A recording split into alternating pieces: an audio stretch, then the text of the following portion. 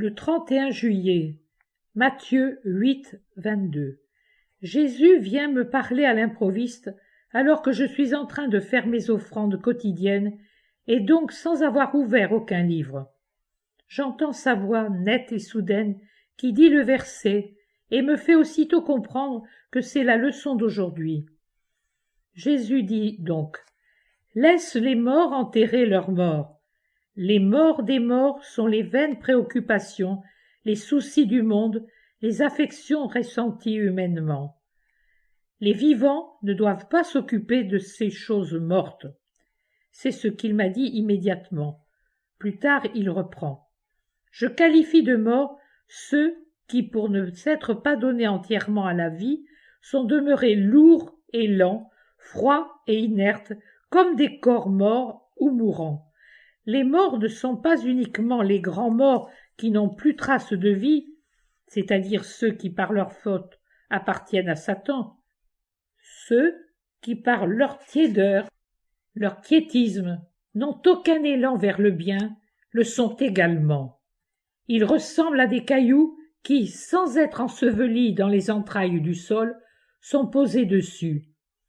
Un caillou, même s'il n'est pas enseveli, ne bouge pas par ses propres forces.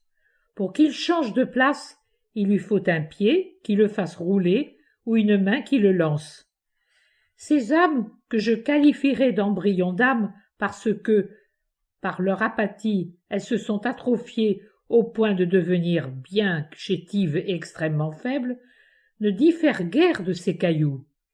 Ma main miséricordieuse les ramasse parfois et les lance pour voir si je peux leur donner le désir de bouger.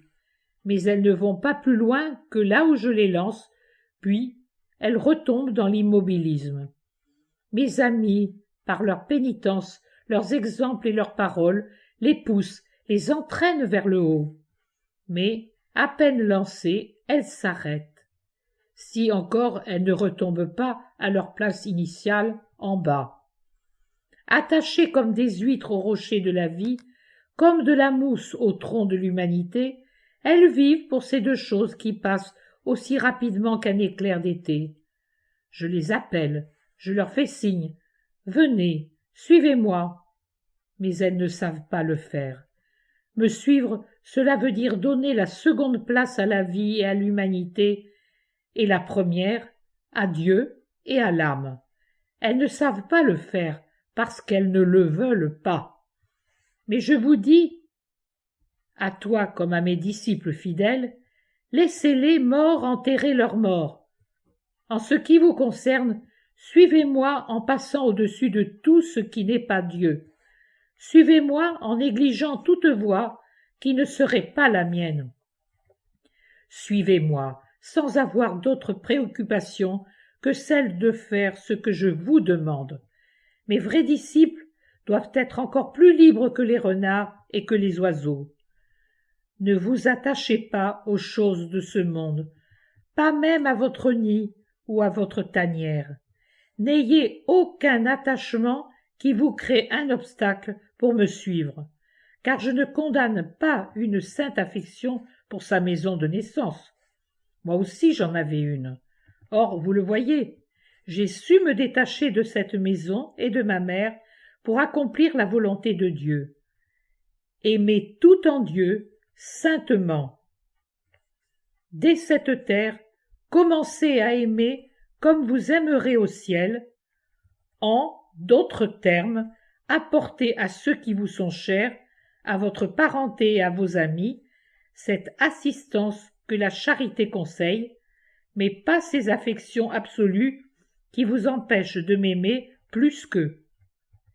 Vous les aimez plus que moi lorsque, mis en condition de choisir entre faire ce qui est agréable à Dieu ou à eux, vous préférez les satisfaire eux plutôt que moi. Mes bien-aimés, avancez le visage tourné vers votre Jésus. Voyez en lui ce qu'il y a de plus beau et qui mérite tous les regards. Considérez tout le reste et les autres personnes à travers moi. Oh, si vous passiez tout ce que vous pouvez faire, dire ou aimer au crible de votre amour pour moi, comme toutes vos affections deviendraient pures et saintes.